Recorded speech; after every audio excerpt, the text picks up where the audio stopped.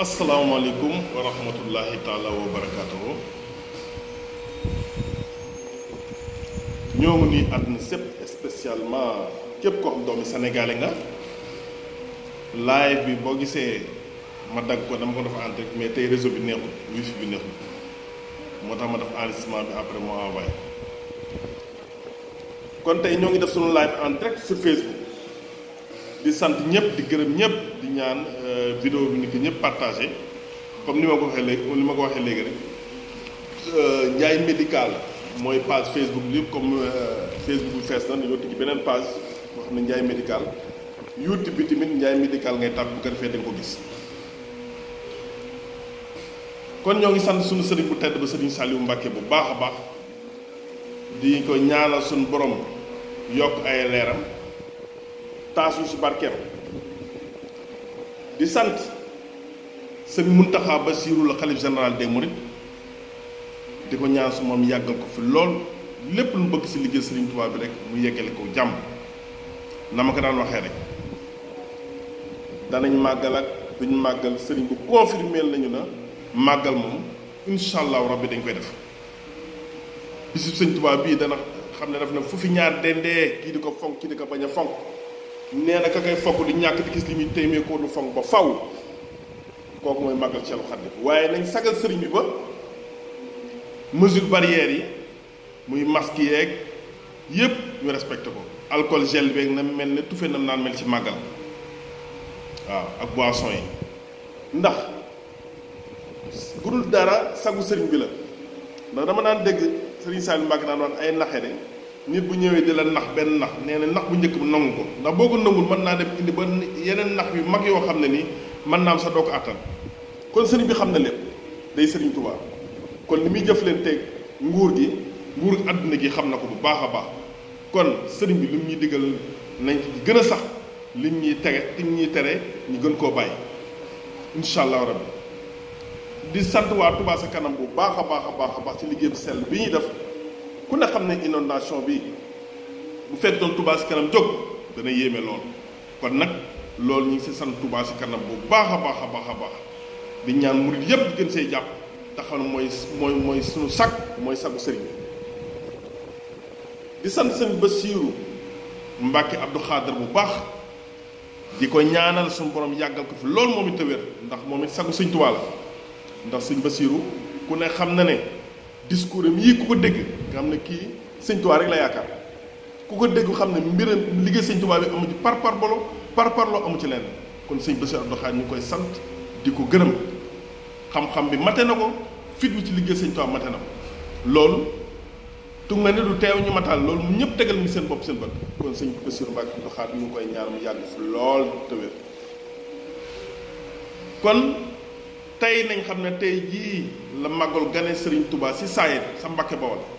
xam ne ñu ngi koy màggal fi mu toll nii loolu it dëgg yàlla taarix la boo xam ne ni Mbacké nee naa Mbacké ñun am nañ lu kenn amul foo ganee àdduna ñu ne la Mbacké Bawol Serigne Touba fu ganee àdduna saayet ñu ne la Mbacké Bawol loolu ñun waa Mbacké woon na ñoo xam ne loolu suñu bis la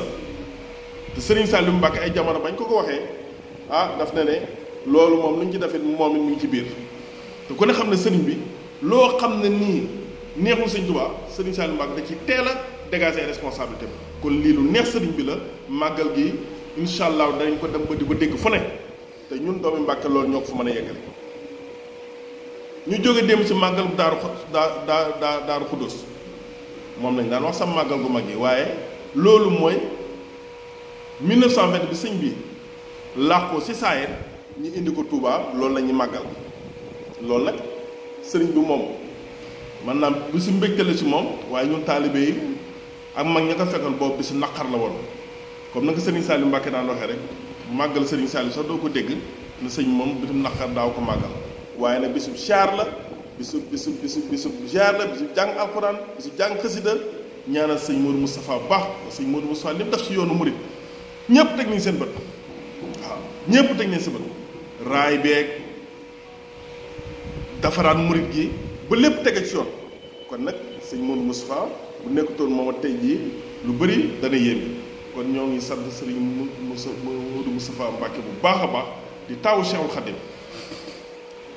kon ñu ñëw rek ci màggal yi màggal Daaru Salaam tamit mooy le retour en équipe de Cheikh Khadim mooy bis bi nga xam ne si la sëñ Touba jógewoon ci géej gi xam ne maam Cheikh Anta da koo teral ba di jël nit sa bëgg ko cee teral nga xamal ko nag loolu bokku ci kon ñun Mbàkke war nañoo sant bu baax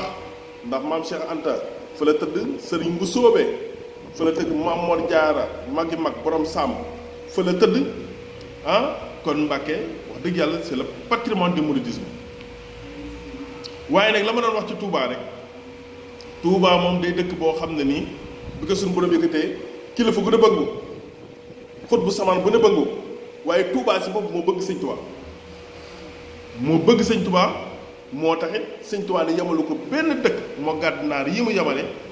mu jóge moom la yamale kon nag Touba moo tax sëñ Touba def Touba saxalaahu taala war na suñu borom dana ko àddana aar na ko ba pare 18 safar nag muy suñu màggal gi nga xam ne mooy mbégu murid ndax sëñ Touba dana képp koo xam sa mbég la bu bis bi di kenn ma sant la yàlla suñu borom kon nag bis la boo xam bisub cant la bisub jaamu yàlla la bisub berne la bisub jàng alxuraan la kon loolu mooy 18 safar kon na ko murid yëpp waajal comme ni sëñ bi joxee discours bi rek sëñ bi ne na ko ñëpp waajal ñu waajal ko màggal ko ci tamkin màggal ko ci dal màggal ko ci mesure barrière yi sëriñ bi joxee ñu respecté ko ndax bi sëñ Tuubaa bi moom wax dëgg yàlla ñëpp xamoon nañ na moom danañ ko màggal gàmmu muy laylatu mawlidi nabi ku ne xam ne sëriñ Saliou Mbacke bu daan woote màggal la si daan gàmmu moom it mooy guddi gi Yonent sallallahu alayhi wa sallam nga ne àdduna moom it ku ne xam ne dañ ko daan ma tanzimuhu bi sunna te koy màggal si sunna kooku it sëriñ Saliou Mbacke fonkoon Touba ku gis léegi gàmm xam ne daanaka gàmm gi mu muy feese sax dafa yéeme loolu tamit wax dëgg yàlla ñu sant bu baax a baax di ñëw nag ci beneen point bi nga xam ne ni mooy ànd soppi ndoxu Mbàkke ànd soppi ndoxu Mbàkke nag mooy xeex bi nga xam ne waa Mbàkke yëpp moom la ñuy xeex ndax dañuy jaay ndox moo xam ne poison la ndox mu bon la moo xam ne nii fas sax waru ko naan ndox mu am fer ndox moo xam ne am na xorom ndox mu am eau de javel ndox moo xam ne nii dem nañ ba xam ne 60% des malades yi nga xam ne ñi faatu ci Mbàkke 60% yi ndox may leen di rey kooku nag association mu ànd soppi ndox Mbàkke di ko xeex lànk bañ a fay facture ndox ça fait 1 an yi ni kenn fayal facture ndox dégg naa ne waa CNO nee na ñoom dañuy def riposte ànd ak seen i gémé naan le 17 ñëw Mbàkke Bool waaye nañ xam ne waa Mbàkke lañ leen di xaar nañ xam ne Mbàkke Bool gii mooy dëkk bi nga xam ne sëñ Tuubaa gane àdduna fit wu nekk sëñ Tuubaa rek mi ngi ci waa Mbàkke kon nañ xam ne waa Mbàkke ñu ngi leen di préparé ñoom it parce que information bi dugg na suñu nopp parce que nit mënoo dem ak moom justice ñi leen di àtte pare gu leen ñu am suñu avocat mooy maître Gaalu Fall doomi Mbàkke bokk si juróomi wala ñetti avocat yi gën a xarañ si Afrique yóbbu leen justice di layoo ak yéen pare guñ daanaka gañe lañ leen sax mais comme pareegul kon yéen amu leen droit daf leneen wul leen ko def te dossier boobu bouclé wul mais nag bu fekkee doole ngeen di jaay mutinerie mi ngi fii Mbàkke gépp sont courant que le 17 di ngeen ñëw Mbàkke bi ngeen fi ñëw def fekk waa Mbàkke soulèvement populaire da nga ko gis kon état du Sénégal bu seetaanee bay am à Mbàkke nañ xam ne loolu sont principaux responsables te loolu incha allahu rabbi la ca kanam rawali bët parce que gars yi ñu ngi préparé waa seen yéen ngi préparé waa Mbàkke ñu ngi préparé parce que nit ki bu fekkee dem nga ba ne ko ndox mi ñu la doon jaay ñun xam nañ ne baaxul ñoom loolu la ñuy wax léegi jox la ñu terrain boo xam bu ngeen ñu ko joxee ñun danañ fa mën a def poids danañ fa mën a def ndox mi ñu ne leen waaw te côté gare bi man leen mu ne déedéet foofu dafa jege nit ñi waaw ñu ne ñun nekk de ndox moom la ñu doon naan xam ne bu ñu ko filtre la ñu génn bu jegee ay nit sax mën na leen rey te ñun loolu lépp dañu doon dugal suñu biir mais quand même nañ wante dëgg kon seen eau je crois que dañoo yàpp Sénégalais yi waaye Mbàkke ñun bañ ñu fay ndox ay Sénégalais comme Sénégal yëpp mètre cube bi di Sénégal yëpp di fay mais mënuñu am ndox mu bon bokk Ndakaaru li muy fay bokk Kébémer li muy fay bokk Kaolack li muy fay loolu mënul nekk da ngeen di defal ndox mi mu baax ñu kon leen fay bu ngeen ko defal duñu leen fay dërëm lànk bañ a fay facture ndox yi ñun waa Mbàkke foofu lañ nekk kon loolu pour l'instant loolu laa ci wax ma ñëw foofu ñëw si coronavirus ak inondation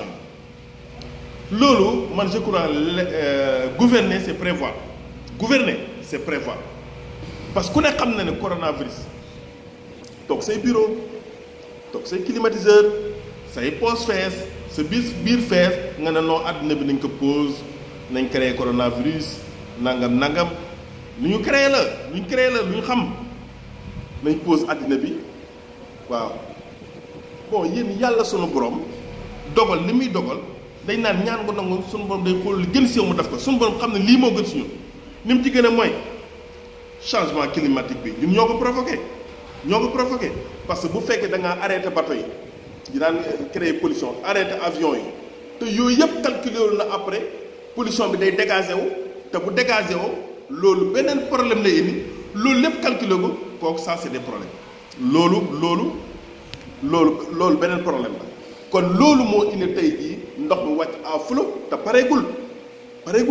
parce que suñu borom moo ñu gën a xam suñu bopp xam ne ni yoon ndox yëpp tawax nañ ko tëj nañ ko xam ne am na benn ndox moo xam ne bu fi wàccee il faut que inondation yi am inondation du Sénégal rek àdduna sépp la New York France Russie fépp la Tchad ak fépp la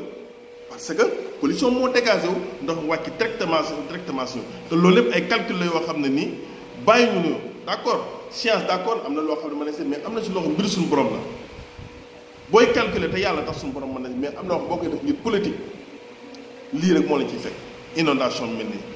kon l'état c'est prévoir lii waroon nañ ko prévenir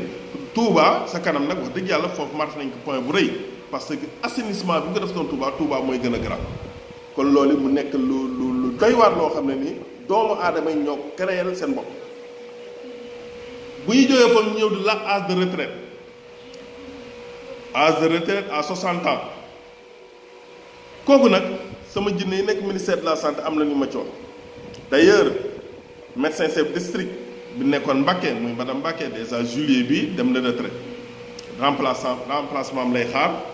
pour mën a dem parce que il faut que une alternance générationnelle maanaam il faut que ñu indi yenn médecin bees parce que niveau technologie bi maire yi ak paa yi duñ ko jëfee te médecine dafa avancé kon muy madame Mbacké moom dem na juillet day xaar remplacement am mu des Moustapha Sourang bi nekk directeur hôpital Ndamatou moom it le 2 janvier war na dem si lay am 60 ans kon loolu ay calcul amu ci kon loolu ñi ngi wax waa ministère de la santé Sénégal ñaari loi amu fi parce que li ñu ma envoyé le décret est signé mais il reste le décret d'application qui permet de dire les corps et catégories qui vont en bénéficier donc pour le moment les agents médecins pharmaciens chirurgiens dentistes qui ont atteint 60 ans partent systématiquement à la retraite tant que le décret d'application n'est pas signé. En résumé, on peut dire que rien n'a changé et que tous les agents prennent leur retraite à 60 ans en attendant la signature des décrets d'application. kon loolu leer na kon nee nañ dara changé wu fi nañ daan retraité à l'âge de 60 ans mooy retraité ba tey kon ñi war a retraité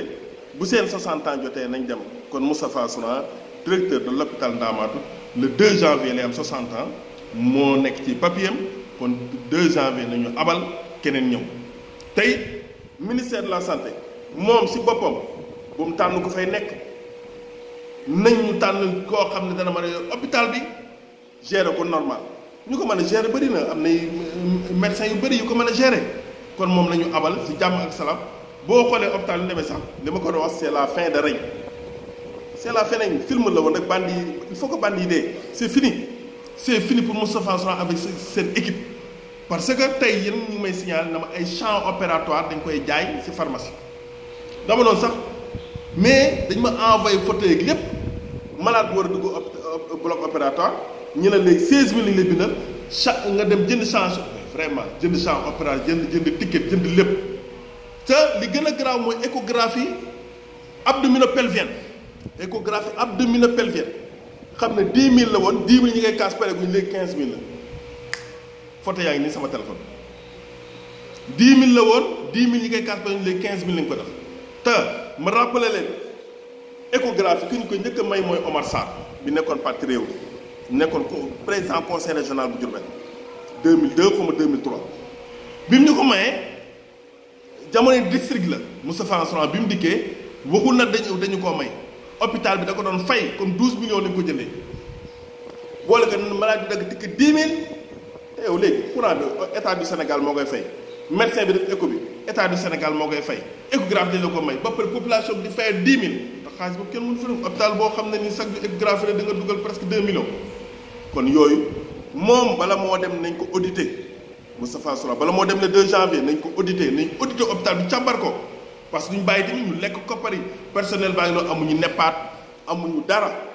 sonn la ñu def ña nga xam ne ni war nañ leen di jël te recruter leen ña nga fa ba léegi ñoo xam def nañ 25 ans ñii 20 ans ñii 15 ans ñu ngi foofu kenn recruté wu leen chaque jour ñu leen dafa prestat loolu nag am na lu ci loo wax te loolu xam nañ ko kon loolu ñuy xool bañ leen recruter boobaa danañ am feneen fu ñu leen jaar loo xam ne ni problème boobu dana réglé kon âge de retraite 60 ans nañ jàpp leen yéen ñëpp waa Touba yëpp jàpp leen ne Moustapha Sourang le 2 janvier la war a dem le 2 janvier madame Mbacke bi nekk Mbacke district Mbacke juillet bi la dem remplacement am lay xaar kooku sama jinne nekk ministère ñoom ko jox kooku moom lu ma leer la kooku nag damay ñëw tuuti si directeur hôpital Matlaboul Fawzeyni le Makhtar Lo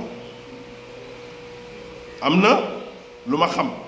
loo xam ne nii docteur Moustapha Sourang mi lu mu koy jéem a dugal macha allah Makhtar Lo maa ngi ko xam en 1996 di Baye Fall nekkoon taalibe Sëñ Modou Aminta Fall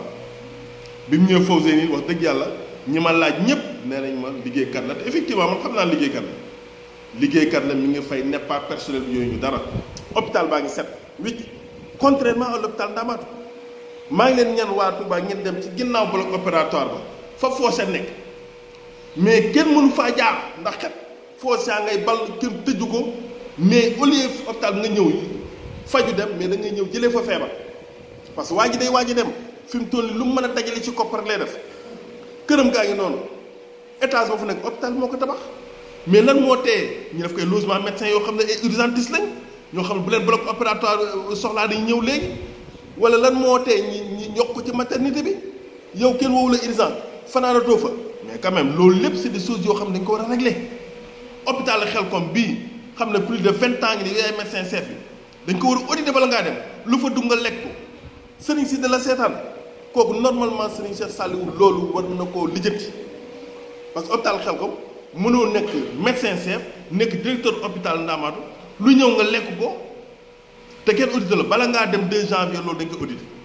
ça c'est clair loolu moom mënul ñàkk kon Makhtar Lo ñu ngi koy ñaan Moustapha Sourang bu mu ko yàqal liggéeyam bu mu ko yàqal wayam yaa ngi liggéey si liggéey correctement bu mu la jaxasee sa personnel bu mu la jaxasee say chauffeur ambulance yi xam naa lépp mais comme yaa ngi liggéey sa liggéey correctement maa ngi lay ñaan bul déglu koo xam ne demul ay pënam dafa peer ñi ñëw tuur si district Jéemul moom dafa am médecin chef bu nekk muy docteur Ndeye Maguette Diop dafa am problème ak poste de santé yi